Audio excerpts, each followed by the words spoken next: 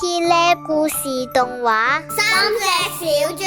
喺森林入面有3隻小豬同佢哋嘅媽媽一齊生活。有一日，媽媽就話：小豬，你哋長大啦，要自己出去起屋啦。OK，冇問題。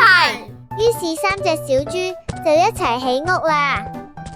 我要用草起屋啊，輕鬆完成啊。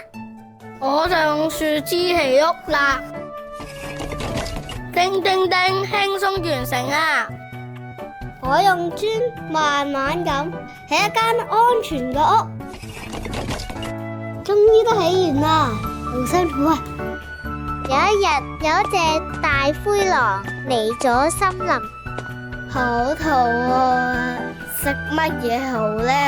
小豬小豬，快啲俾我入去啦！唔好啊，唔好啊，你快啲走啦！吓，唔俾我入去，等我吹爛你間屋！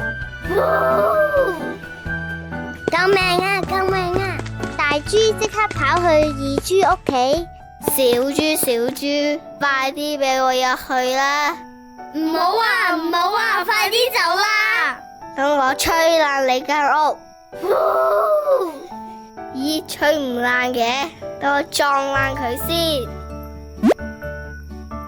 救命啊！救命啊！大豬同二豬即刻跑去三豬屋企。小豬小豬，快啲俾我入去啦！唔好啊，唔好啊，快啲走啦！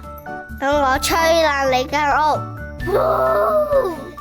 等我撞爛佢先！真係好攰啊！多謝你啊，三豬，我哋下次唔會再偷懶啦。